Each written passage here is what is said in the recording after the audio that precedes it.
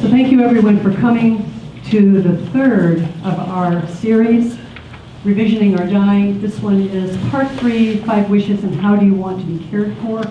The main point is that this will be about living wills. But before we start that, just want to recap a little bit about what we did cover in the last 2 lectures. The first one was about care and levels of care and who pays for it.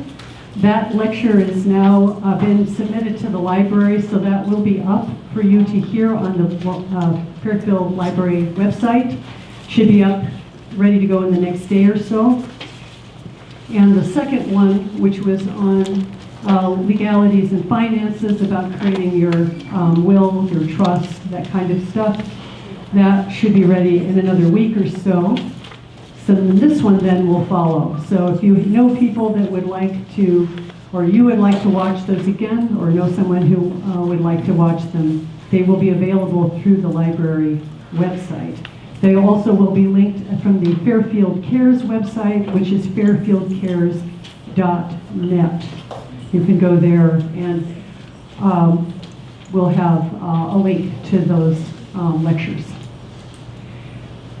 Something we wanted to emphasize a little bit today is that when we talk about all these very sometimes kind of heavy things, we don't want to get lost too much in just the heaviness of it, but know that we are actually trying to do things to actually help and to actually help create solutions to some of our very pressing problems in our community. One of the things that Fairfield Cares is doing is we are in the midst of creating what's called a needs assessment survey. Now this may sound very dry, and why bother? But in order to get the kind of funding that we need to actually money the projects that we have in mind to create more caregivers and more caregiver training, as well as some long-term projects further on, we are going to need significant monies for this. And in order to do that, we have to apply for grants. And in order to apply for grants and monies, you have to generate data to prove that there's a need. Now we all know there's a need, but these grantors need to know this in terms of just human data. How many? Who's involved? So we are creating this needs survey. We hope to have it prepared by the first week in November. On November 4th, which is a Saturday, we will have a place here available here in this room, and that will be a place where you can come and fill out that needs assessment if you would like our help to do that. So that will be either by paper or it'll also be on the computer. We'll have different ways of doing it. We're going to do a community-wide effort to get as many people to fill out this needs assessment so we can collect the data that we need to do this. So I would like to introduce you to the person who is really the head of our committee that's working on this project, on the needs assessment survey, and that's Elaine Hughes. And Elaine is going to come up here. I want you to meet her. You may remember Elaine from years ago. She used to run the volunteer center here in the library, and she is instrumental and indispensable in Fairfield Cares to get us organized around this kind of an effort. So Elaine, I'll let you talk a little bit more about it.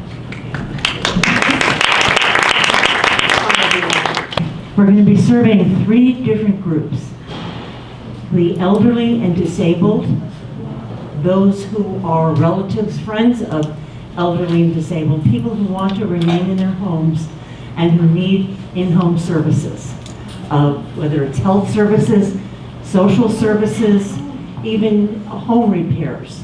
We want to know what people need in order to be able to remain in their home as long as possible with the proper kind of care and support. The second group we're going to be surveying are the caregivers. We want to know what you all need in terms of support services and resources. The third group is staff, personnel in various facilities, the hospital, clinics, etc., doctors, social workers, discharge planners, who refer people for home health care. We're going to be looking at where are the gaps, what's missing, and we know there's a lot missing. Where is the lack of coordination, where there are services but nobody knows about them, where the right hand doesn't know what the left hand is doing, and then what works. We also need to know what's going well so that we can build on that. So we urge you to please participate, tell your family and friends, and we'll be widely distributing the survey in both hard copies and online. It'll be on our website and hopefully in a few other places online. And we'll be going to some senior residences also.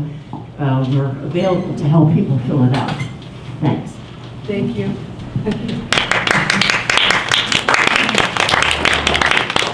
So to complete this survey, we have received 2 local grants, the LOST grant and from the city of Fairfield, and then the Greater Jefferson County grant. We received some nice small grants. It was really very encouraging. So we have some monies that we've gathered there, and we're very grateful for that. And in order to do this project, we will need more money. So if you feel so inspired, any donation of any size will be very much appreciated. Sally, there in the pink back there, our little jar, put anything in there, it will help. We also have quite a bit of expenses related to the printouts that we've been giving you these last 3 sessions. So in order to defray those costs, this is again a private nonprofit. We don't, we're all volunteers. So again, any money that you can donate would be very much appreciated. If you want to you can leave money here today, or if you'd like, you can go to our website, again, fairfieldcares.net, and go to, there's a donate button there, and you can pay through PayPal or send a check as well if you'd like to do that. But those monies are deeply, deeply appreciated. As far as old business from our previous lectures, our angel Leslie has, who gave a wonderful presentation in the first lecture about services that are available in our county and city. She's brought more forms, LIHEAP, SNAP, Medicaid, and rent assistance. I think those forms are all back there, that if you want to, you can just take them as you leave. And if you need any help filling those out, you can always talk to Leslie. Either she will or someone will help you fill those out. Especially the LIHEAP, any of these with winter coming on. So those are available, as well as some of the other forms from previous lectures. So you can just, as you leave, you're welcome to take those. All right, Captain, we good? Yep. Yes. What did you say that survey was? It's called a needs assessment survey. And it will be identified as a healthcare needs assessment survey. When it comes out, we will make a blitz of publicity about it, but we hope to have it ready by that first week in November. Anything else? There's a sign-up sheet for volunteers. Oh yeah, and there's also Fairfield Cares is a volunteer organization, and we do have a sheet back there if you'd like to volunteer and maybe jot down any particular areas you'd like to help with. We always are in need of help in all kinds of ways, so small and large. Especially for the survey. Oh yes, and thank you, Michael, especially if you're willing to help with the survey and get it out. We're going to need people at tables and that kind of thing. Yeah, you can even just pass it around. Karen's going to, yeah. Yeah, so you can pass it around there, and if you can sign up, that would be marvelous. So today, this can be a little different. I'm going to be presenting quite a bit of stuff, but I would love it if there's a little bit more conversation this time. So if you have things that you would like to share, stories in relating to what we'll be talking about today, we do have a mic. Dave Thibodeau has generously offered to be the mic man today. So if you have something you'd like to say, this will be a bit more conversational today, okay?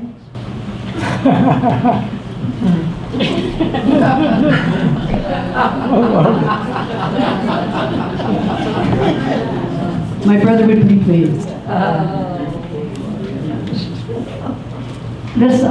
My brother died a couple years ago due to COVID,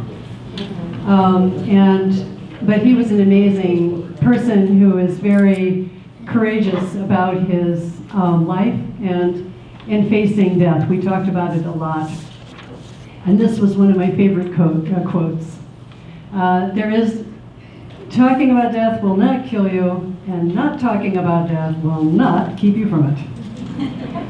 So this is an opportunity to just wade into this subject a little bit more deeply today, because this part of what we're going to be talking about in the realm of living wills gets down to some of the nitty-gritty of what we need to talk about in terms of how we want to be cared for as our life comes to an end.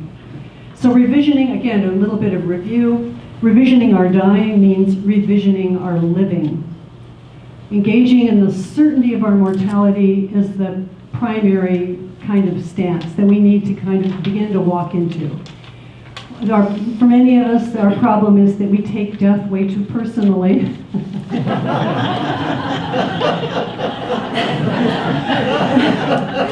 And really and truly, it is our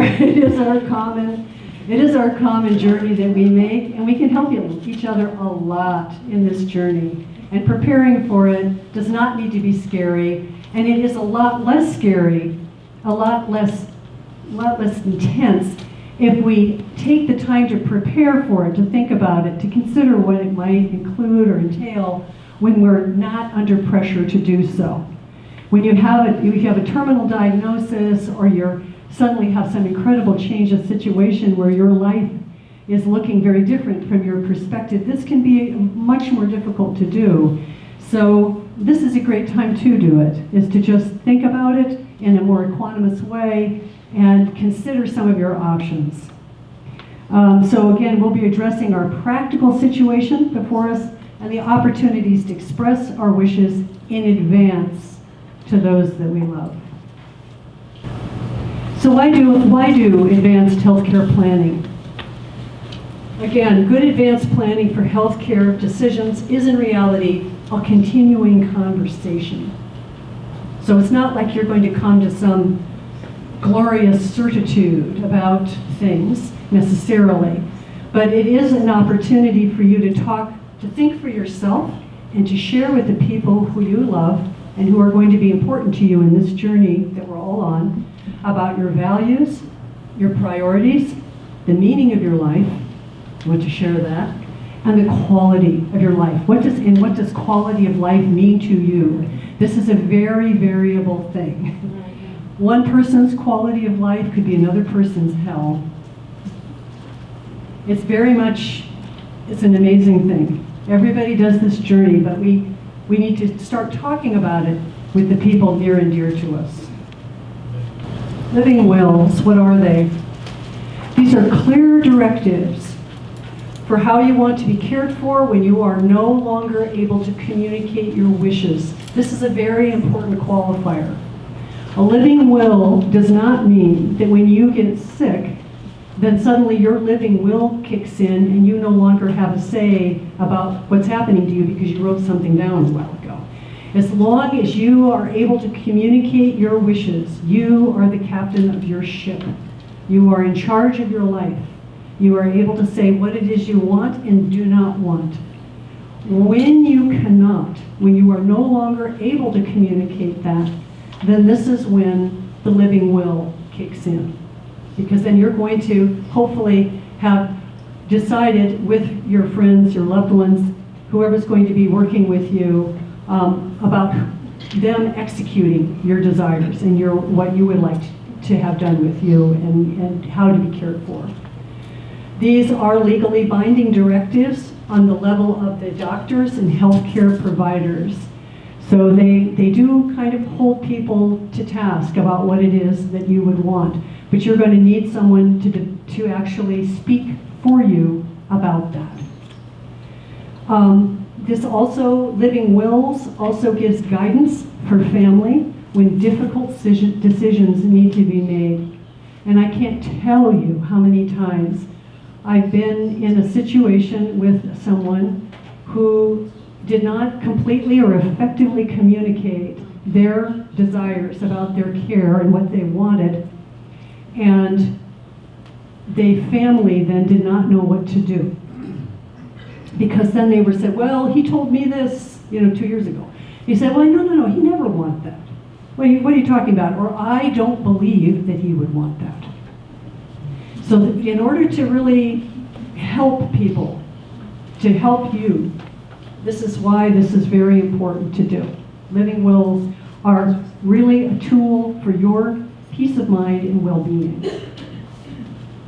So the 5 wishes, which you have this little blue booklet that you have here, this is just one of many living will formats. There are all kinds of them. This is an unusual one in that it not only includes some of the essential things around who will be your designated medical power of attorney, and also around sort of considerations of how much care, how far do you want life support to be provided to you, but it also is more nuanced because it goes into a little bit more depth about what particularly you would want, and we'll talk about that as the time goes on. So you can have this will, you can fill out this living will, and you can also have a typical living will, which is much more bare bones. As long as they do not conflict with their essential message, they're fine. Usually the living will is oftentimes part of your trust or will that you've made with a lawyer. This one, you can also have that as well. This is perfectly legal in Iowa. But this one also you may want to keep closer to hand because it really is more about the particulars of your care. They can be changed at any time. So if you suddenly have a change of heart about something, just because you wrote up any living will once does not mean you have to have that. You're out of luck. If your desires change, they can be changed, but the old living wills should be destroyed or revoked, written in big letters on them. And then they should also, the old wills, if you can, and track them down whoever you gave them to. You want to track those down or have someone track them down. Destroy those and start new. Always, anytime you want to change your living will, this is very important that you let your healthcare agent, your medical power of attorney, or proxy, those are all equivalent terms, know of the changes. So don't surprise them. Is this information in the 5 wishes? Pardon? Is the information on the board in my little? Yes, pretty much, yes. I'm elaborating here a little bit. That's fine. Yeah, yes, thank you. And of course, tell family members, your doctor or lawyer, etc. This is again if you want to change it. And then in terms of having it on hand, have it somewhere in the home that is readily available. And the original, they generally recommend that you keep the original in your home and actually have copies then in your chart and with your lawyer and that kind of thing. You might want to put it in your drop dead box, which we talked about the other time, which is something there where we keep all of our critical papers together. So what are the 5 wishes? This is a very interesting format for kind of creating a living will. And there were 5 basic wishes that we're going to cover today. The first one is the person I want to make care decisions for me when I can't. Who do I wish that to be? Second one is the kind of medical treatment I want or don't want. How comfortable do I want to be? How I want people to treat me, and what I want my loved ones to know. It's pretty comprehensive. So again, this is a vehicle, this is a way to actually, I'm not expecting anyone, nor would I recommend it, that you try to fill this out today. You're going to want to take this home, mull it over, write down some ideas. It's going to take you some time to actually come to a final final fill out on this form, but it really is to carry, again, really to have this very big and very broad conversation. So number one, my wish for the person I want to make care decisions for me when I can't. Remember, medical power of attorney is for the person when you are no longer able to make this decision for yourself, and only when you are no longer able to make that decision, they kick in. Sometimes this may be a temporary situation. If you were to become ill with something in the hospital and were for some period of time in a coma or very, very ill where you're not able to advocate for yourself, your medical power of attorney may come in for maybe a day or maybe a few weeks, and then you get better, and then that's that.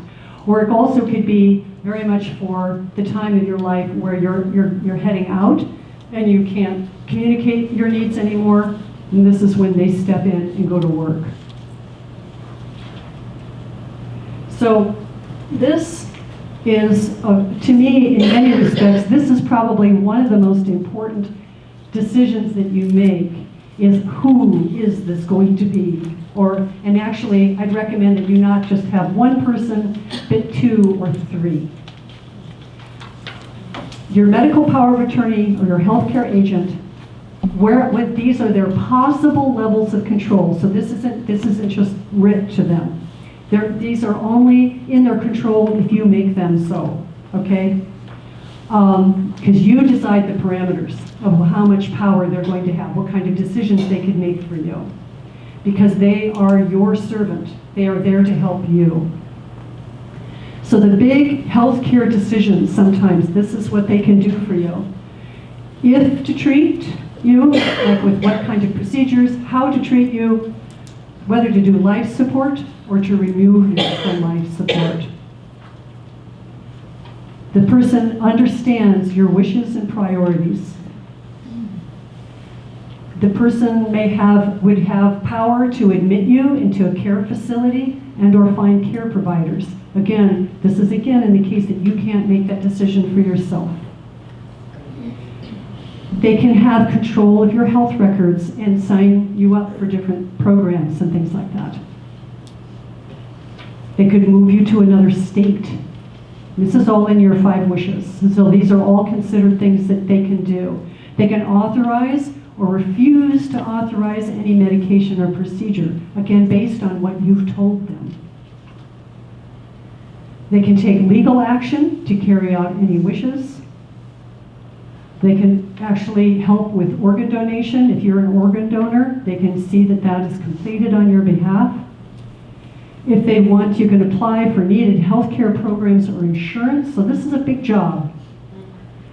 And they could have access to your personal files. Now again, I can't say this enough. This does not mean that this is all that this is not what they do. It's they can do this if you want them to.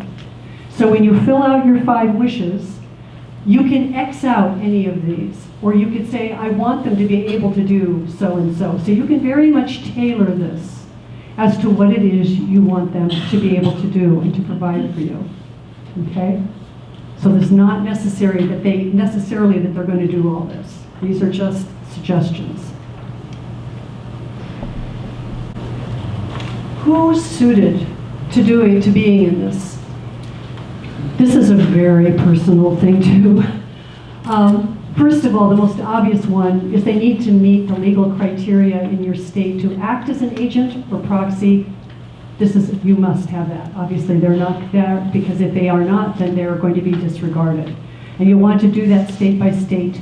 Yes? What if the dying person, me, is in this state, and the person that is making those final decisions is in another state? Does she need to be here? It is best if they are in the state, and I'll give you an example of this. So the minimum age in Iowa is 18. 18. Tell me about it. How many of you dealt with 18-year-olds? And then an 18-year-old under stress. So I'll give you an example. So this happened some years ago. This really illustrates this. It was like a mother-daughter team very close to each other. The mother had a long history of a disease that was just had come to the point of overwhelming her, and she was in up at the University of Iowa in an intensive care unit. She had the most important person in her life, the person she was closest to, was her daughter, right? Makes sense. So she made her medical power of attorney. This 18-year-old girl was in college when this occurred, and she was in absolute psychological shutdown over what was happening. So her mother, we couldn't take the mother off life support, even though it was obvious that it was time to do so, because we couldn't find the daughter. She was not answering calls. It wasn't her fault, right? She's just a kid. It's a huge responsibility to put on someone who's very young. So finally, it had to actually, out of medical necessity, we just had to do an end run around it and take this woman off life support, and her body stopped immediately. But this was a very graphic example of why you want to be sure that even though the person may be legally of age, you want to be sure that they actually are truly competent and able to do that. So not always is your nearest and dearest, best beloved person the best person for this job. Sometimes you need to think about it as someone who can be maybe a little bit removed. Not any less caring, but not in that, because of course the daughter was thinking, I'm killing my mother. She couldn't do it, and that wasn't what was happening, of course. But for a child, yeah, it was overwhelming. So you also want someone who can and will listen to and respect your values, your goals, and your wishes. You can have someone who's a very powerful person, who has very powerful feelings about things, who may suddenly find themselves, push comes to shove, they're advocating for what they believe, and maybe not what you would have wanted. So this is very important a part of your conversation, is to be able to talk and say, this is what I want, and this takes time. This isn't just something you do in 10 minutes. It's going to take some time and conversation. The person also has to have a little chutzpah, a little moxie, because they have to be willing to speak and act on your wishes and separate his or her own view from yours. This is, again, for obvious reasons, very important, because sometimes they're going to be in high-stress situations, like number 8, handle conflicting opinions between family members, friends, and medical personnel, and they're your bastion of help. They're your champion. They're to help see that your wishes get taken care of or are represented. And yes, lives close by or could travel. So it doesn't necessarily have to be that they're always here, but they should be pretty close. It's just too tricky because a lot of these decisions are on the spot. They're happening fast, and you need to have someone who can jump in and do the job. So in general, recommending that they are close by. And literally, quite literally, number 5, this is someone you would trust with your life. You also have to be sure that it's someone that will be likely to be available long into the future. So even though you and your 85-year-old sister understand each other intimately, and you're 75 and she's 85 and you want her to be your medical power of attorney, maybe not a good idea. Too much pressure on her, right? And then able to ask those good questions. This is a real tricky one, especially in some medical situations where you can be put into all kinds of interesting circumstances that require some real steadiness, because you can have medical opinion and then you're there advocating for someone. So able to ask good questions and be a strong advocate in the face of an unresponsive doctor or institution, and Lord knows that happens. And again, able to deal with the conflicts. Any questions or comments about this? Any stories you may have? Yeah. You can have. You want to get her mic there? Yeah, back to Faith here. Thank This you. is Rebecca. Yes. So your healthcare agent, it's possible to have, like if there's 2 children, it's possible to have both of them. Yes. My brother and I served for our mother, and it actually worked out really well. Yes. Yeah, very good. Yes, you can. In general, you might want to, even though it's not like that they can't talk with each other, but you might want to just rank them 1, 2, 3. And again, it can mean there can be a team. But yes, you can have more than one. But in general, I would say it's more often those sorts of situations where it is a family. But they definitely can work as a team. Yes, Sue? On that regard, would you maybe say certain ones get these responsibilities and the other one more focused on a different issue, using their strengths, for example? Who? I don't think. Can you repeat the question? Yeah. So she's asking, can you divvy up the job? Can you have a proxy that does these issues, and then another proxy that handles these other ones? I would say in general, no. There'll be one. Again, you can have a team, have your 1, 2, 3, and they can talk together, and maybe they can have input. But I would say for clarity, and I'm sure legally, I think it's just the one, really. And somewhere I read or heard, I'm not sure where, you have to be careful about the doctor or hospital you use, because some of them have religious values that will not allow them to take you off life support, even if you want to. Like, I don't know if it's Roman Catholic, and I'm not sure if Iowa City or, has that problem, or anywhere around here does. But I know there are hospitals where they cannot, by their own hospital policies, let you not be on life support. Yeah. I would say that would be, I don't think, unfortunately, for those of us that really love Mercy Hospital up in Iowa City, which has gone bankrupt and is now being sold, and is now being taken over by U of I, which they provide very, very fine medical care. They were a Catholic institution. That was, I think, more of a problem in terms of life support. Where you can run into it is you'll get it from some doctors or people, or even nurses, people who will, because they have strong, largely religious convictions around certain things, may lobby or press to not do that, like somehow and it's a tough thing. When my brother died, I had to take him off life support.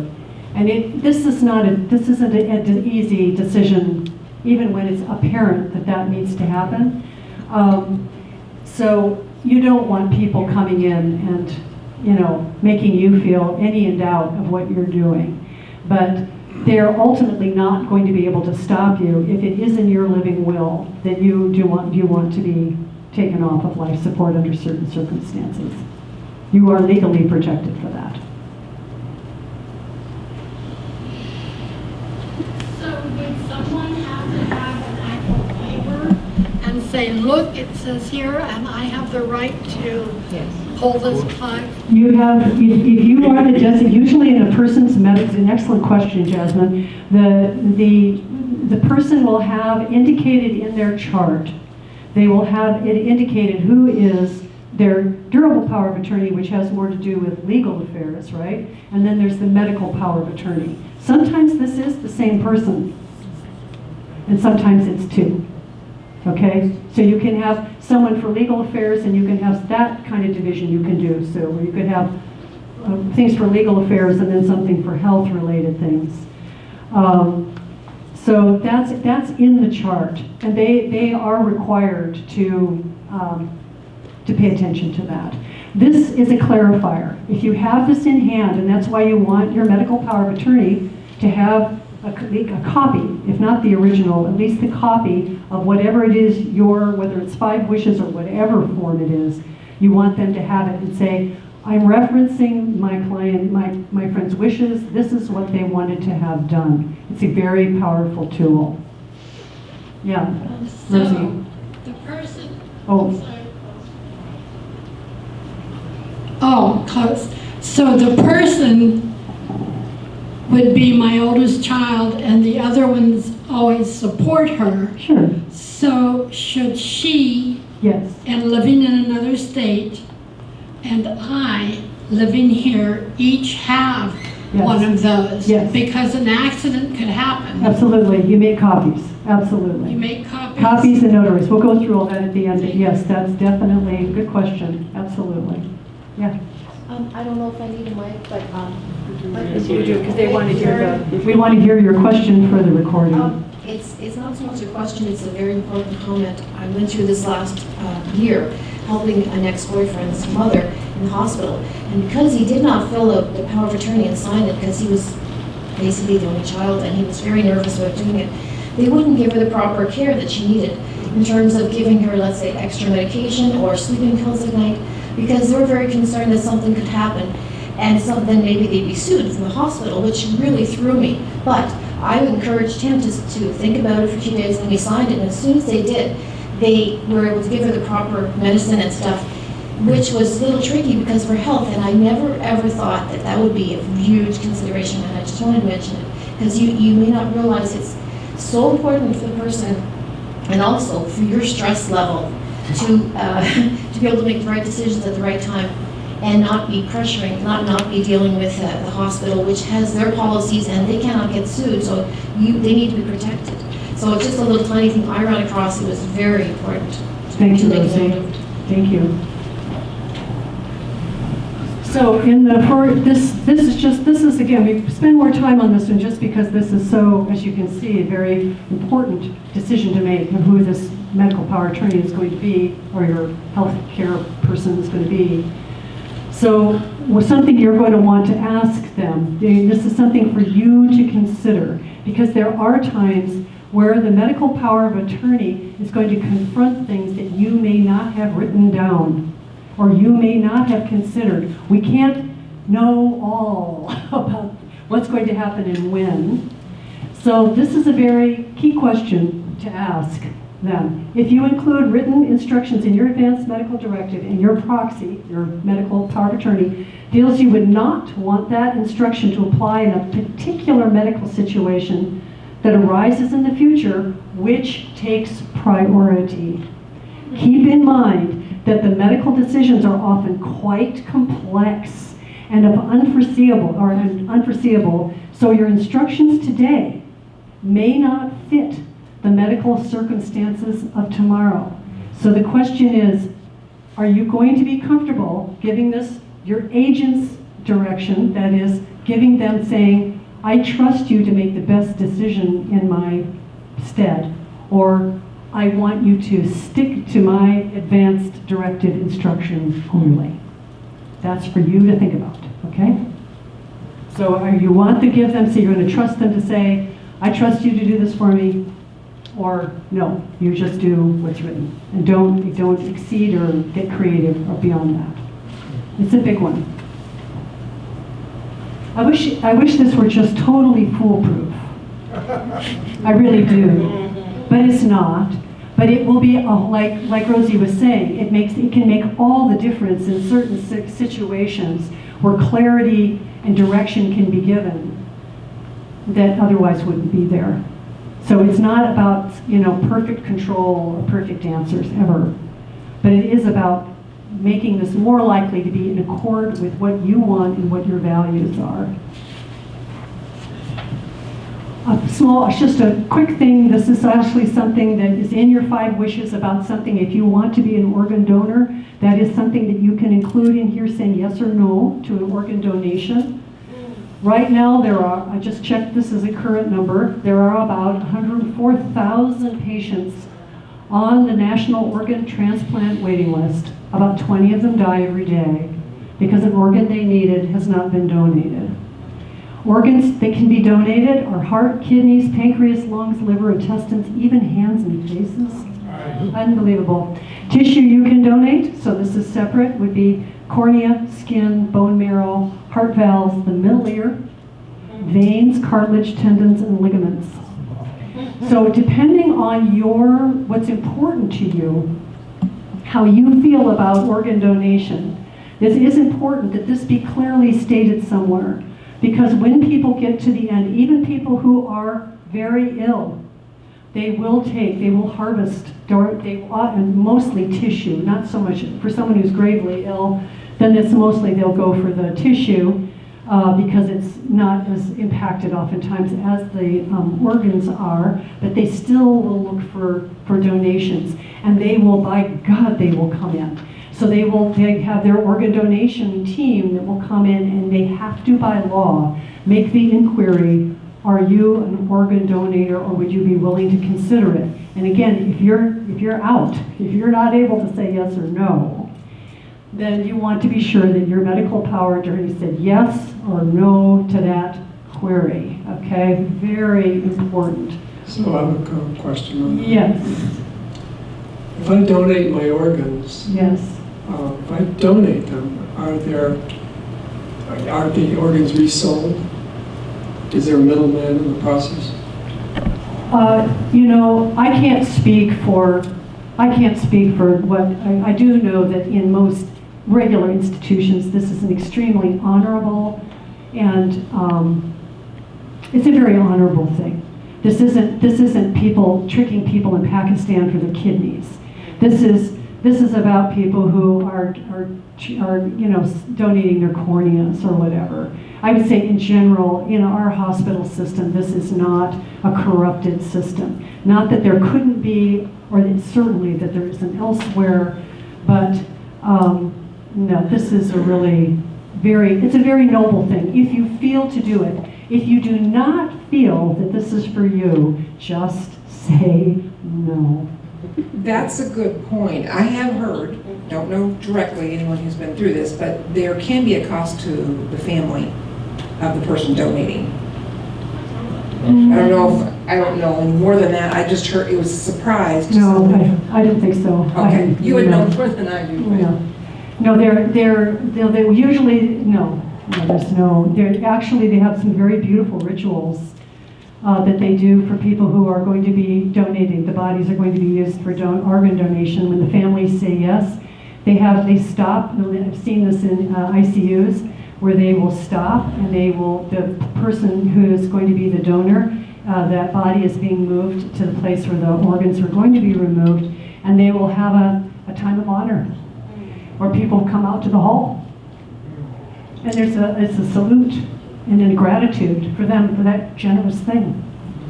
It's an incredible thing to do. But again, you don't feel that you should do this if you don't feel right about it, if you have any reservation.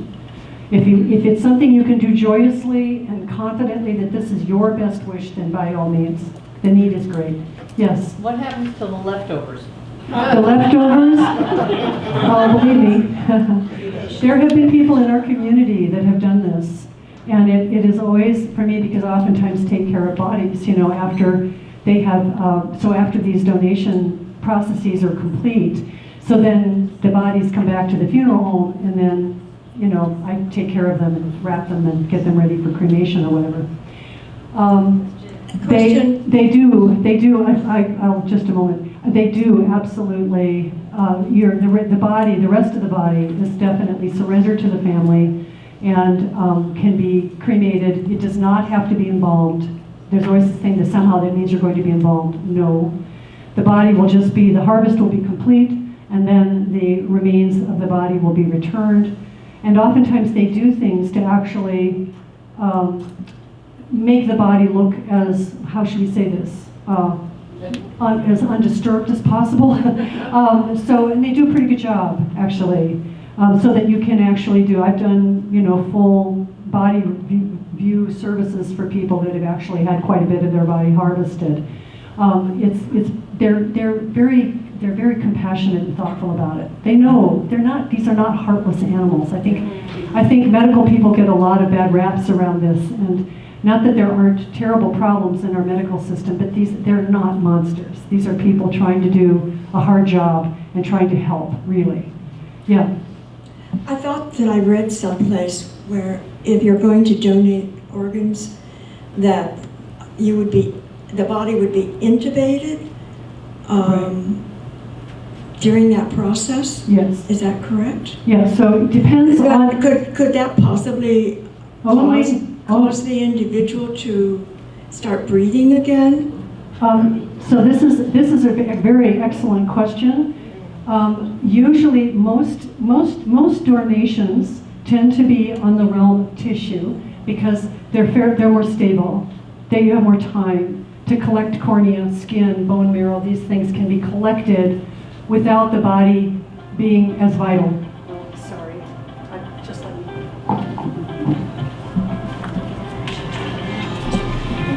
I've had that.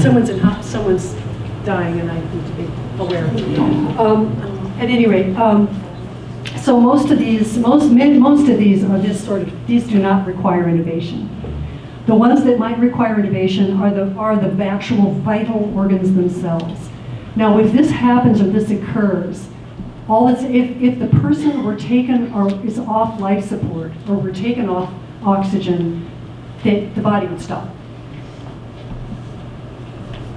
The body, all that's keeping the body working is something mechanically making it breathe, that is operating the necessary metabolic function of helping these organs function. The life of the person is out. The soul, the spirit, if I dare say that. But that part of the person is out. So when they do these heart, kidney, these vital organ ones, the person is clinically, what they describe as clinically dead, meaning it only is because that the body is being supported to breathe, that it breathes. It cannot do it on its own. The heart rate cannot pump on its own. So they will support the body artificially for a period of time to remove these organs, yes. Does that help? So, metaphysically speaking. Oh, you're getting into my territory, buddy. Is there a period of time that the body needs to have to transition after the body stops functioning? Yes. And does that impact the value of the tissues that are remaining? It is in my, because I've dealt with this a number of times now. I used to have an absolute no way, Jose, to organ donation for that reason. But I now understand that if it is the person's heartfelt desire that their bodily tissues be of service to others, if that's their heartfelt decision, not something put on them, but something they see as a noble gift, there is no harm done. It's all about intention. So if you feel this to be something that you would consider, remember, there are a lot of people whose lives are on the line. If you don't feel to do it, no pressure. Absolutely not, because I totally get it. But yes, there are metaphysical implications to this. But I do believe, it has been my experience in working with people that have donated, that the ones that do this, who are doing it willingly, joyously, intentionally, heaven smiles. On that aside, yes. Is there a period? What's the period of time that normally, exclusive of this organ donation issue? What is the? It has to be fairly quick. This is not something. No, I mean, ordinarily, if somebody dies, yes. What's the amount of time that you'd like to have them lying in state or whatever it is? There's going to be differences of feeling about that depending on the degree of completion of this process, and depending on what you're going to do with the body. You're going to bury it or burn it. So if you burn it, 3 days. Yeah. I'm going to actually, on that note, by the way, my next set of this thing, Revisioning Our Dying, the next set of lectures I'd like to do is about the actual mechanics of death itself and the metaphysical implications of it. Aside from organ donation, Yes. there's also whole body donation, like, Yes, so good medical point. students Thank you, can do autopsies and stuff. And I tried to set that up years ago. Mhm. And evidently there's a weight requirement. I was overweight. I was too fat for my dead body to be used for autopsy. So if you're thinking about it, you should look into it and try to lose weight. Carol, I think you missed your calling as a stand-up comedian. I love that. That is actually true. You can donate your body to medical science, and they do use them for. And then at the end of that time, usually it varies from institution to institution. Usually within about 18 months, then that body has been sufficiently used for research for the students.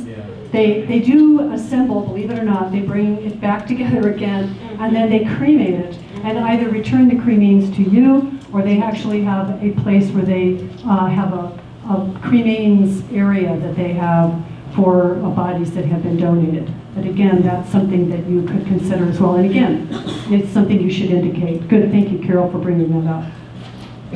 Quite a conversation we're having, isn't it? Gritty. So any other questions about this one before we move on? These last ones will get faster. That was really the big one, I feel. So wish number 2. My wish for the kind of medical treatment I want or don't want. Okay? So that's number 2, if you want to look in your little book there. So this is also a very interesting area. And again, we can't cover all instances. So it's important to think, and certainly we're all old enough and we've had experience with crisis types and events in our own life, being hospitalized or whatever, certainly among our loved ones and friends, that we have an idea of what might or might not be involved at this time in relationship to what happens in a hospital and how decisions get made. So many treatments can keep you alive even if there is little or no chance that the treatment will reverse or improve your condition. This is something to know, okay? So there are things that can be done.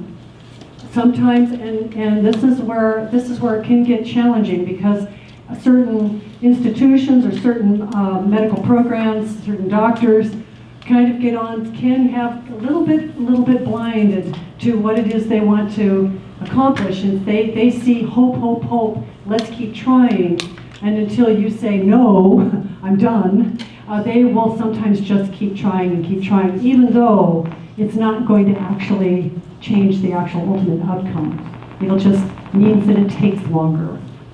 This is an important thing to understand. As one's condition declines, some people prefer that the priority be given to pain and symptom management and comfort care. This is called palliative care. Okay? Quite frankly, we're all on palliative care. So we're all looking for ways to maximize the quality of our life, the quality of our life. And that's a very personal thing. What is quality to one person would be untenable to another. So this is another very important part of this thing about deciding how far you want to go with the care that anyone's going to provide for you and what your advocate is going to advocate for you. So ask yourself, what you would want if the treatment would not reverse or improve your condition? This is a hard question because sometimes when you're in the midst of it, it's like you're hoping, right? You cling to hope that this is going to take care of it. If I do this or I try that, it'll turn it around. And sometimes it does. That's it. There's no hard and fast about any of this. The important thing is for you to think about it so that you can talk to your family, talk to your medical power of attorney so that they have an idea of what it is that you would want. Pain to one person is not a big deal as it is to another. Indeed. I've been a nurse and I know that sounds strange, but it's true. That's true. Some people live with pain and carry on with their life, and others Can't. would rather leave this earth than continue in pain.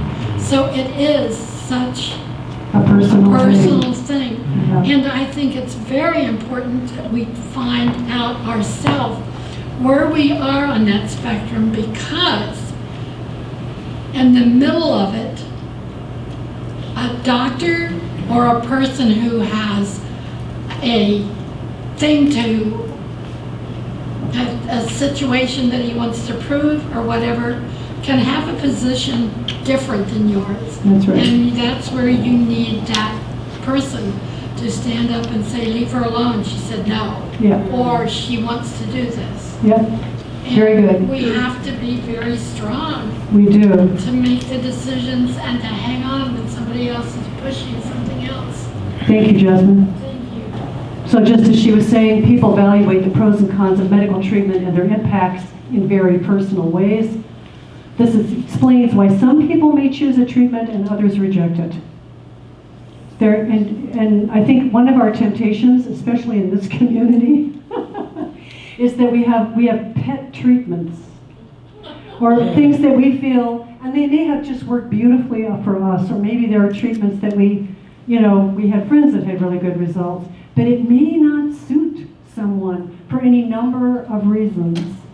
So just know that in the enthusiasm for wanting to share what you've learned and kind of even push it, I have a wonderful example of this, that it can get a little out of hand, and it can become overwhelming to the person who's trying to make their decisions based on the information they had. I had this one guy, he was very late in his liver cancer, very late in his disease. He was, literally weeks, if that, away from dying. Very, very inward, very quiet, just dealing with a lot, just getting through this last part of his life. And there was this very well-meaning woman who just felt that if he just did this one thing, that it was going to turn it all around for him. And it was a kind of water. And so she was so convinced of this that she actually tried to break into his apartment through the windows. We actually had to have her removed because she was so convinced. And again, it came from a place of love. She wanted to help him. But this can get pretty extreme with this thing about choosing treatments. So when we were clear, he was clear, which was really great still at that time. And we were able to ask her to not do that, but it can be like that. So there can be a lot of pressure, especially this community. So, and believe me, I've done this, I've been with hundreds of people now. And some people do everything allopathic and they die. Some people do everything allopathic and they live. Some people do everything natural and they die. Some people do everything natural and they live. Some people do a mix and they die. Some people do a mix and they live. It's complex. The important thing is that you make it clear what it is that you want. So the question in this particular wish is, how much would you be willing to endure if the chances of regaining your current health were high, and what if the chances were low?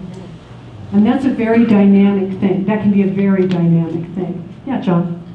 What I saw with my last wife was that the person who is really a deep fighter, who went through deep pain and lived anyway because of all of these other problems that she was having, there was an indication to her, which was 2 tubes down her nose, that she was near the end. And she had this happen, and she was dead in a very short period of time. She knew it was coming, and she just let go. But she had been a fighter, and she had been trying everything until then. See, things can change suddenly, dramatically. Yeah. Thank you for sharing that. So, if you look at your book, wish number 2, what is the support that we're talking about that you want to have some idea of, and how far you want to go with it? What kind of support? Any medical procedure, any medical device, or medication that keeps the body alive? How much of that, and what are you willing to tolerate? Yes. I just want to talk about how very iffy situations are, like when you're in the hospital, say on life support. I was on life support for 6 days 23 years ago. I didn't have any living will or anything like that. So it was basically up to my husband and the hospital whether I stayed on life support or they took me off. They were at the point of taking me off life support. My husband did the big yah-yahs, and I miraculously woke up and all the nurses cried and so on and so forth. But it's such an iffy thing. You know, it's just, you can't explain what happened there, you know, to a rational person like who doesn't believe in yah-yahs, say. Or, you know, like what would have happened if he didn't do the yah-yah and they took me off life support? Would I have lived? Would I have died? Whatever, you know, it's just like, okay, it's all a crapshoot. So, you know, that's just basically the point I wanted to make here. I mean, and would he have felt guilty for the rest of his life? Yeah. Who knows? But here we are. Yeah. And here you are, thank God. Yeah, and it is. So we can't control all outcomes, but it is important to have some idea of it so that the people, it's really a gift to them, that they know what to do for you. Because you can feel very helpless. If you haven't had the conversation, they just don't know what to do. Then they're guessing. And then, believe me, guilt can really weigh in. Anxiety. Am I doing the right thing? He had not had the conversation. You had not, we probably weren't expecting it. Yeah. And that's the thing, it's never a function of age. This can happen as a very young person. Yeah, absolutely. So again, this is how much support, when do you want that support? Applied or removed? And under what circumstances? Another thing to consider is the do not resuscitate, or what's called DNR. These forms or bracelets. This is something that there's a lot of confusion about sometimes. Generally, when people do resuscitation, I think some people think that somehow this is something where they just jump on you if you go down. They're not going to jump on you and begin to resuscitate you unless you're not breathing, unless your heart rate is arrested. They are not just going to jump on you and start applying resuscitation to you unless there is need, number one. So the other thing to know about that resuscitation process is that only 5% of people that receive resuscitation survive it. 5%. It's not like the movies, folks, where he falls and his beloved jumps on him and starts resuscitating, and he miraculously stands up and they continue off down the beach or something. Sorry. This is a very intense procedure. If it's done manually by people that are in the room, oftentimes the sternum, the spit bone here in the middle of your breastbone, is broken. Your ribs are broken. It's a big deal when you start doing this. There can be contusions to the lungs. Again, this is in the effort to get it started. When it works, it's a miracle. But the vast majority of people that go down stay down. So do not resuscitate. This is what this is most useful for, is if you are at home, let's say, and you have a massive stroke. So you may be dead. You've died in that body. So the body is there, your friend comes and finds you, panics, right? Calls 911, and they are required, unless there is a do not resuscitate form either on your wrist or on the refrigerator. Those are the two places they're going to look. The refrigerator and your wrist. They're going to, by law, be required to attempt to resuscitate you. Now, granted, if you're dead, you're dead. It's not going to bring you back necessarily. Sometimes, though, that there can be some resuscitation, but then there can be some damage. But it's again, your idea of the crapshoot. What do you do in an emergent situation? So this is something you may want to think about. Do you want to have do not resuscitate order standing, so that if someone finds you down, that they don't make an attempt to bring you back? Or you may say, absolutely, I want them to try everything to bring me back. You can. That's your choice. Again, it's the wishes. So yes, bring me back. Don't bring me back. You can see it in your form there, the gradations there. So this is going to be something that you're going to have to think about in terms of what it is that you're going to want, how far you want this to be taken. Oftentimes this has to do with issues around being close to death. That are there going to be things that are done to you to keep you alive yet, or should things be taken away? Again, this is on your form there in the second wish. How far do you want them to go to sustain your dying process? If you're in a coma and that is not expected to wake up or recover, do you want them to continue life support? Do you want them to take it away? If they have started it, do you want it to be removed? That's all in number 2. Permanent and severe brain damage and not expected to recover. These are scenarios just to consider. What would you want? Would you want them to apply everything to you to keep you alive? Would you want all life support to be removed? If it's been started, would you want it to be removed? Because sometimes there's a delay between, when your medical power of attorney can catch up with you, especially in emergent situations. Yes, Jasmine.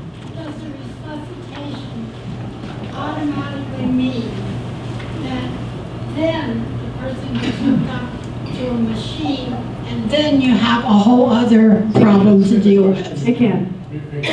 So the resuscitation thing, if they do resuscitate you, if they do get, and if there's no clear indication from these, right? Yes. The brain damage and this kind of thing, they can put you on life support, and then they're going to have to medically determine what condition your body's actually in. Because to me, to be resuscitated doesn't sound horrible. It sounds like, I've got another 6 weeks to get stuff done. There you go. But I have told the children, do not hook me up to anything that would have to be unhooked later. There you go. And so my question is, does the resuscitation immediately mean that you will have, does it immediately mean that you will be hooked up to a machine to keep you alive? Only if there's no other, because the medical profession is required to extend your life. This would be in an emergent situation where it's like there's been no input. Maybe your children haven't been found, or they don't have any idea. They don't know what your wishes are. They're going to go the 9 yards. But once they would hear from your kids, they could pull the plug if you wanted. I just want it never to be plugged in. I hear you. And I also want the resuscitation. And I've talked with my doctor, and I have never been able to get a straight answer from her. It's very tricky for them. It's very tricky for them. Is it tricky now to even say? It always is. Because again, their mandate is life. Life of the body. Right. Life of the body. So they're going to do everything they can to keep the life of the body going. That would be their inclination, unless it's clearly delineated how and when that isn't appropriate. And that's your call with the 5 wishes. Let's keep moving here.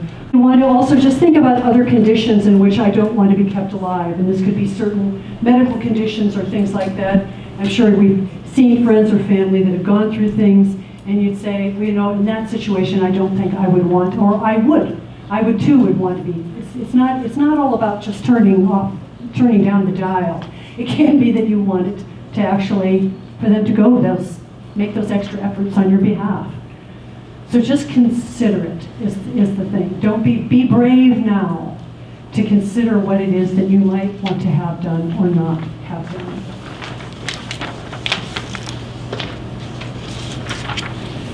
Any questions about that? Is it that's in the number 2? Is that, I know it's a little muddy, but it is a little muddy. But just look through it and think about the way that those are presented, and you'll see that there's, they're giving you some options for consideration there. I had the experience with my mother, and I think it's worth sharing here because it's sort of implied, but it's not. And that is, she had broken her hip, and then so she went from assisted care into a nursing home, couldn't hear, couldn't see very well, blah, blah, blah.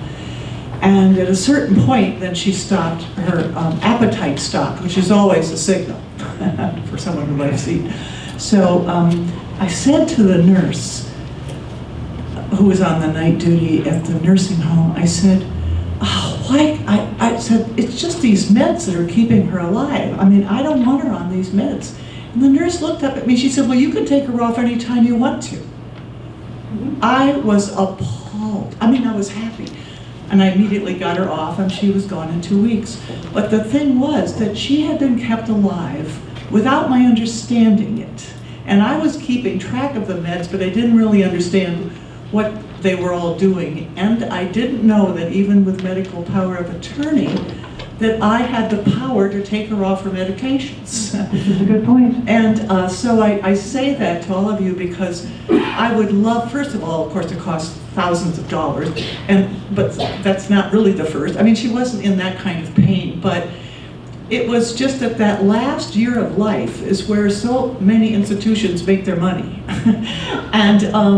And it was not necessary for her to have to live that way for at least 8 months.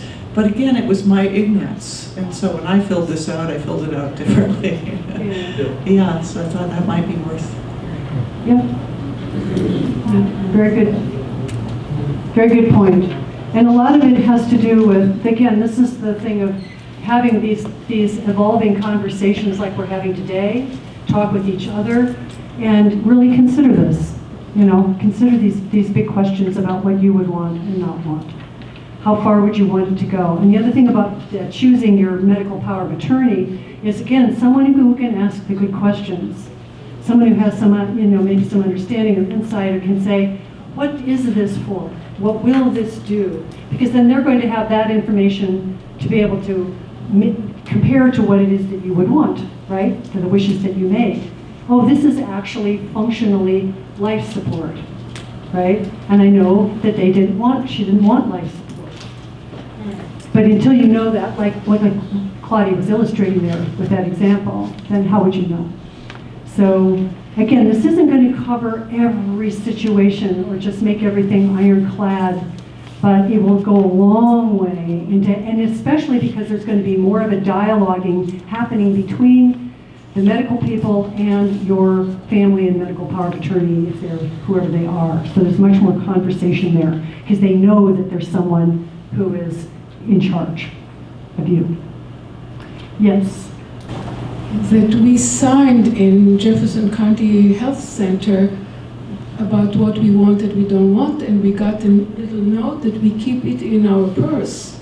So you can do it even without power of attorney, that they know if they find you or something like this, they can see what you already told them. Yes, you definitely can keep, oftentimes, and there is in the back of this thing, there is a 5 wishes little card that you can cut out that states that you have a medical power of attorney. You'll see it, I think, the last page or so. Yes. Yeah, you can definitely carry it with you. Yeah. So the next 3 wishes, these are mostly personal, spiritual, and emotional wishes.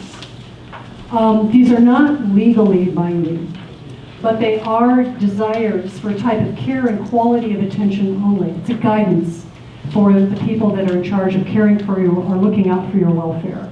They are not requirements or legal duties for care providers. These are guidances. These are directions of care. Ultimately, we are protected by law to receive appropriate, timely, and compassionate care.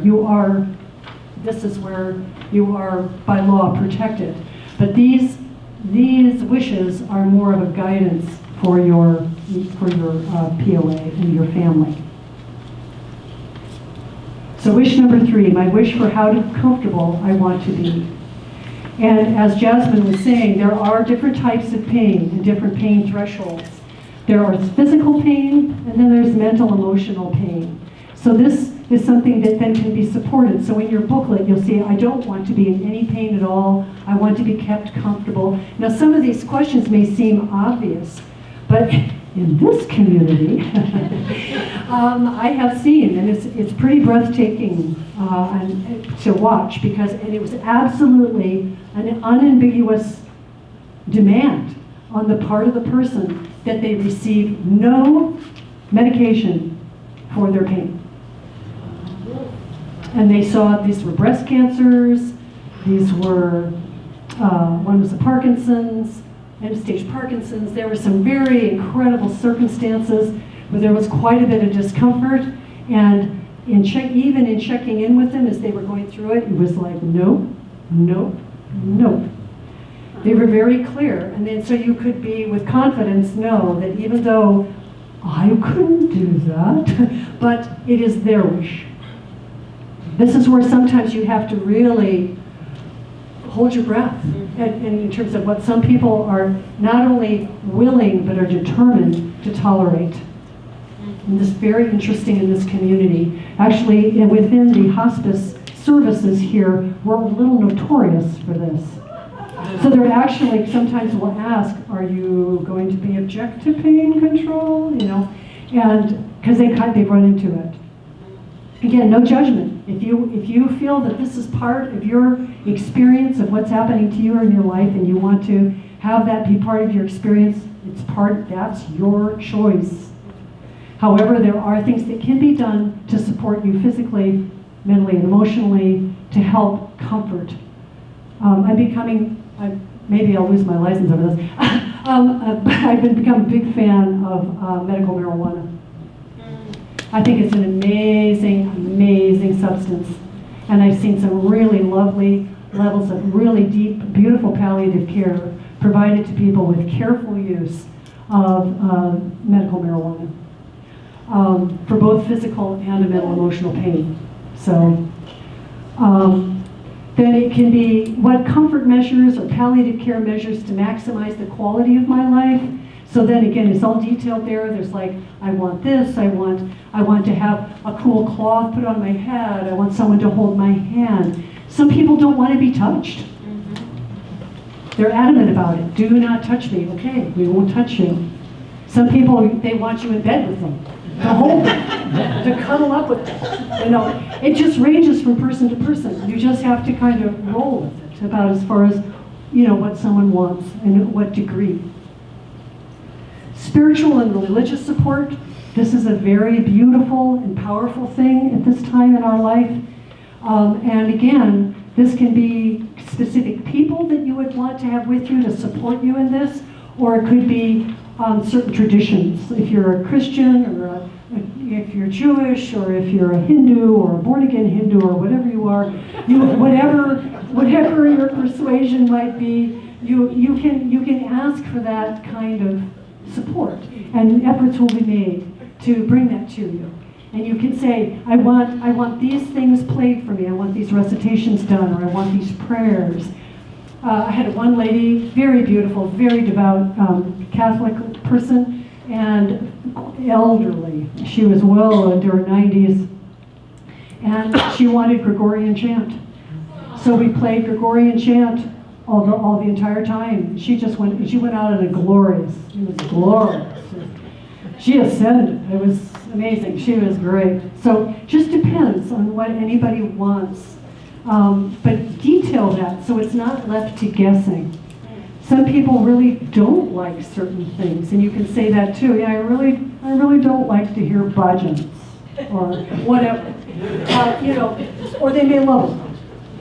You know, whatever it is. And then the other thing in that list of things under the number 3 is hospice options. That if you're getting to the point where this is oftentimes that these be made available to the person, that they can, maybe you want to choose one. Say, I've researched this one, if possible, I'd love to have this hospice service provide my hospice care. So those are all things that you can detail under this area of palliative control on wish number 3. Any questions about that? Yeah. Rada. Isn't there a point at which when you can increase the dosage of marijuana that you can check out faster? Actually, marijuana actually does not, I don't think you can physiologically overdose to death on marijuana. But is there something close to marijuana? Because some lady that I know, she's left the town, but she said that you can get something like that, and nobody, you've not heard of it? I've never heard of it. I've never heard of it. I don't think you can certainly, things can happen to you on marijuana that you do stupid things that end up killing you, but as far as the drug itself, I don't think it has those kinds of deadly components. Yeah. Wish number 4, we're ready to go on? Yep. Yeah. My wish for how I want people to treat me. Do you want people there? Who? Family, friends, spiritual, religious support? Who do you want to be there? Environmental support? What kind of emotional tone do you want? Do you want it to be kept? Do you want, some people, I've had people that pretty much party their way out. And then there are some people that it's like, it's silent. It's like, it's the gamut and everything in between. Or maybe they'll want it for a while, that they like lots of friends and people around, and then they decide, and this is very common actually, is that they actually do need it to be quiet towards the end. Most people prefer that, actually. It's been my experience at any rate. But I have had some party goers. It just was rock and roll till I left the planet. So that's okay. Whatever you want, whatever that is good for you is fine. Do you want cherished items, pictures, icons, idols, whatever you might want around you? Is that important? This can be very lovely in creating a lovely ambiance for your transitional place, which I look at as a very sacred place. To me, where people die is a holy ground. So I'd like to treat it as such. I like it to be clean and orderly with lots of fresh air and just the way the person would want it, Do you want music to be played and what? Where would you like to be? How many of you would like to die at home? Really? Yeah? How many people would like to die in a hospital? I don't see a hand up. So most of us really do want to be at home. We want to be surrounded by people who love us and surrounded by things that we know and have been the context of our life. So this is an important thing to communicate, and and I'll tell you, they're much better about this than they used to be. It used to be hen's teeth to get people out of the hospital sometimes at the end of life. But if the person can be transported, so I would suggest don't wait till you're in extremis to do this for someone, but you can relocate someone to their home to die. And the end-of-life care at the home is really actually much simpler because it's really just about vigiling, it's about waiting. There may be requirement as far as like pain control and things like that, and keeping the person clean and comfortable and these sorts of things. And Medicare will pay for hospice. And Medicare pays for hospice. So that doesn't mean just old people. Anybody who qualifies for Medicare can, whatever age, can get covered by hospice. Yes?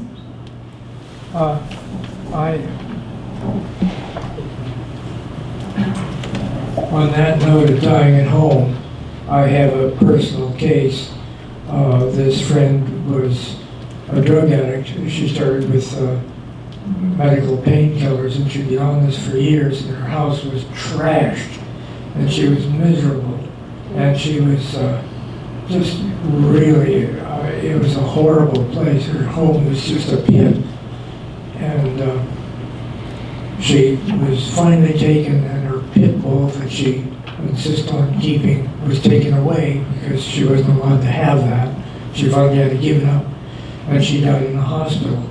And she looked so much happier, so much more peaceful. There you go. So that's a different kind of at-home kind of thing. Yep, and sometimes that is the case. I've also had people in our community that have actually taken people in their home to die, to give them a beautiful place or a serene place, an orderly place to do that.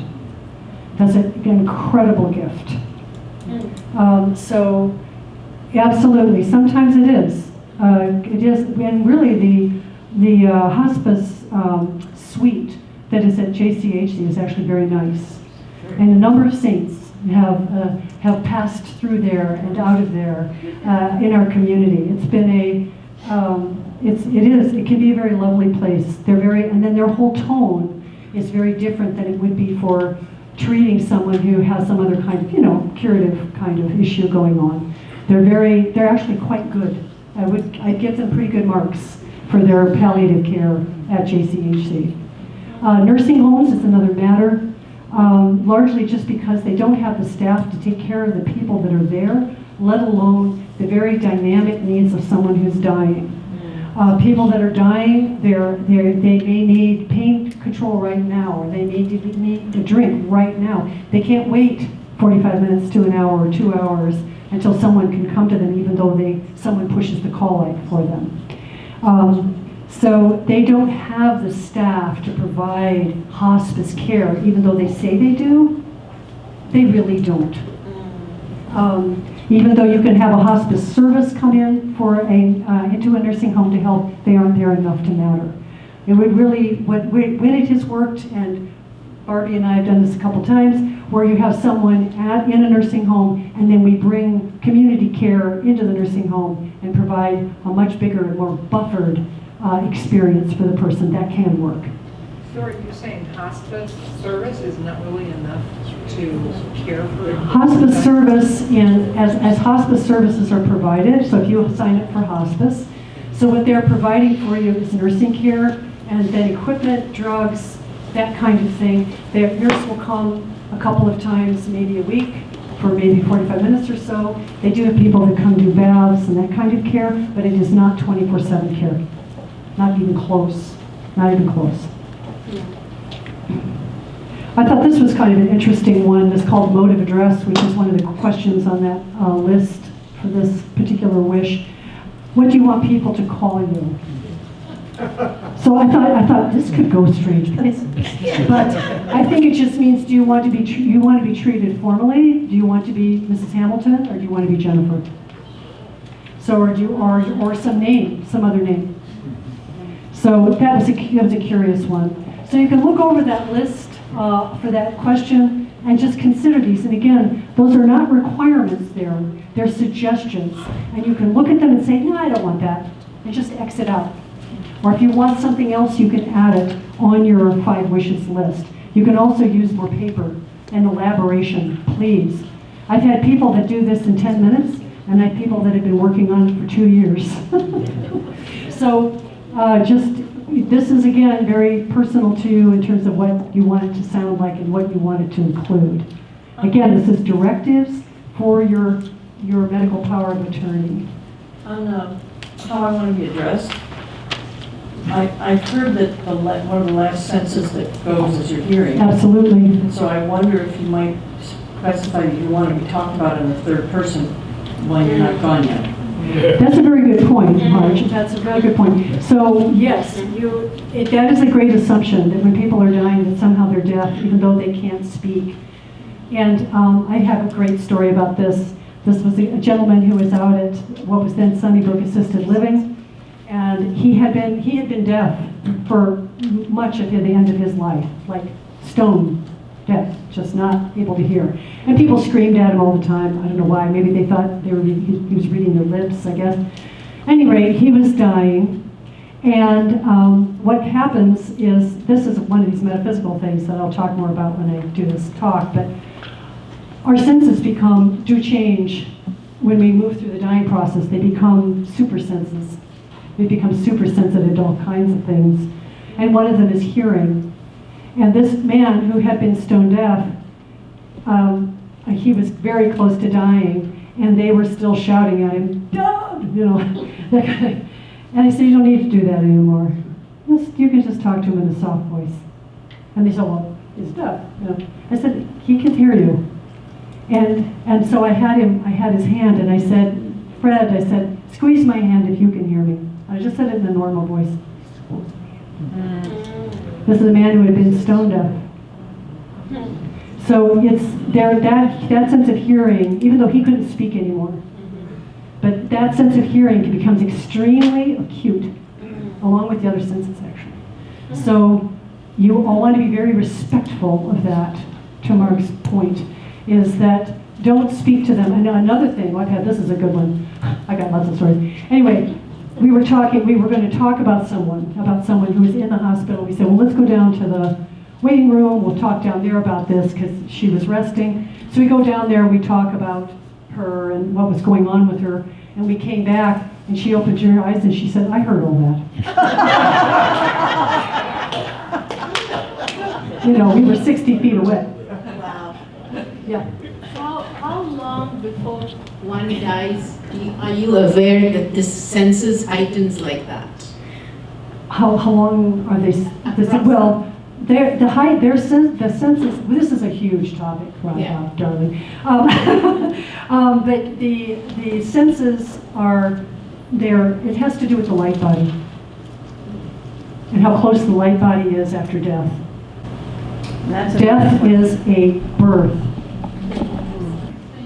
So number 5, our last one. This is a really beautiful one. And of course, this is not going to be on your typical living will document provided by the state of Iowa. So this is a vehicle, an opportunity to have a conversation with your loved ones about real things that matter to you, to them. Talk about life and what you want your life to be and how you want it to go. So this is about making time for this conversation with family and friends and your healthcare providers to clarify your feelings about life together, as well as death and grief. Give yourself time to talk about it.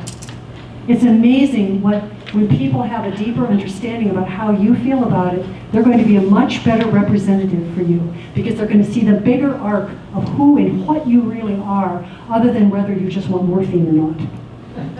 Because there's a lot more to the story than just morphine, folks. And that's the sum of our care and our support that we can give people. This is a beautiful universe of coming into a real intimate, deeply personalized level of care. It's extremely rewarding. Respect wishes, even if they're different from those of the caregivers, families, and friends. This is a big one. Is part of, again, coming into a place of understanding with each other. Another thing that you'll want to check on that list is about what is the disposition of the body and where to place the body in the cremains. So this is a big one. I talked about this last time in the last lecture a little bit. I do have forms there. It's called a permission. What's it called there, Claudia? What's it written? Can someone read it out there? I can't remember. It's got this wonderful legal declaration of disposition. Yes. So this just simply says who's in charge of your body. If you do not have an obvious next of kin, as in a spouse, a child, or someone who you can rely on that's going to be able to make this decision for you, it is extremely important. Or if you have any contention in your family, and believe me, this is when it'll show up. I don't know why, but people get really wound up about bodies, and they want to know what's going to happen to it and when. So if there's any question in your family about your desires, if you want to be cremated, but your family is observant in Judaism and says no way to cremation, that's an abomination, right? This is a real concern on your part. They're not doing this to be mean. This is a deeply held belief. But you want to be cremated, you need to have someone, you have to have someone sign off for you to say, I am in charge, she's made me in charge. You get it notarized. There's a whole thing, there's a whole step-by-step thing of how you fill that form out to make sure that this happens. Do take one of these. If you know someone who has a complex family situation or has no children, Also, there can be sometimes some people split hairs about domestic partners. So if your domestic partner is your person that's going to be in charge of this, you want to be sure that they get that thing signed. So that when you come to the time of actually having to either be buried or cremated, that it's done. And there's none of this funny business about people fighting over bodies and that not happening sometimes for weeks because people are fighting over bodies. It's an embarrassment. It's terrible. Yikes. It's totally avoidable. And all it takes, if you have 5 children, 3 of those children have to agree that for cremation in particular, this is particularly important for cremation, 3 of them have to say okay, if you do not have someone designated. So you want to be sure that you've got your ducks in a row on that one. That's a real problematic one. And then some ones who are in charge of executing your funereal wishes, how you want it to be done. And again, this can be a lot of fun to do now. You can plan the party. You can really go with this. We're going to do this, then we'll have them go down to this place where I love to go, and then I want this person to sing, and then we're going to do drumming, or whatever. Make it a party. Have it be special. But let people know. Then they know that then they have the satisfaction of saying, I've done just what she wanted. What a relief, what a gift to them, as well as a gift to you. You can write your own obituary. You know your life the best. How do you want to be remembered? What was important to you to be remembered for? This can be very cathartic. You may not end up actually submitting this, but it can be very cathartic for you to write your own obit. Just do it in the privacy of your home. No one will ever know. But you can just have fun with this. What did I do? What was important to me? And again, plan your own funeral or memorial service. So these are all things, these are all considerations of things that you can put in these 5 wishes. Again, use as much paper as you need to be as detailed as you need if you need to do that. Then when you're ready to actually make this official, then you're going to go back and print it all out. So don't just, you can make copies of these things. Copies are perfectly legal too. Any questions about this part? So take time to consider these wishes carefully, discuss, share in full with loved ones and care providers. Use as much extra paper as you feel you'll need. Fill in the form only when you feel it's complete and be ready to change it if you need to, which is fine. Again, they say you only need to sign it in the presence of 2 witnesses and that it's not required to notarize it. Notarize it. Just notarize it. And then you can make copies. And then list where and who has them in case you need to change something. But keep the original in a safe place in your home where it's readily found. And especially for the people, for your power of attorney, your medical power of attorney, and your loved ones, so they know where it is. It's pretty straightforward. Also, if you are admitted to a hospital or nursing home, take a copy of the 5 wishes with you. Again, it's your manifesto to say, this is my wishes, this is what I want you guys to do. Or have your medical power of attorney take it with you. It is legal in Iowa. In some states, it is not, but there aren't very many, but it is legal in Iowa. You may have a living will directive within your trust or will, but as long as they are the same, as in there's no conflicting information there is no problem to have 2. If you decide to change or amend your 5 wishes, destroy the originals or write revoked on it and start over. If you want more copies, they are readily available. We go to agingwithdignity.com and they will send you, you can get copies. These copies, we did pay for these, so if you can leave a $1 or $2 in the jar for these copies, you're welcome to take them home. If you don't have the money today, don't worry about it, but we would love it if you could support us in providing these copies for you today. But these are readily available, and again, you can just use Xerox copies if you'd like. Billy Graham, of all people. How do we prepare for that last day? Before we embark on our final trip, have we left an earthly home in a state of chaos or a condition of order? So this is an invitation to do that, to just take care of your business.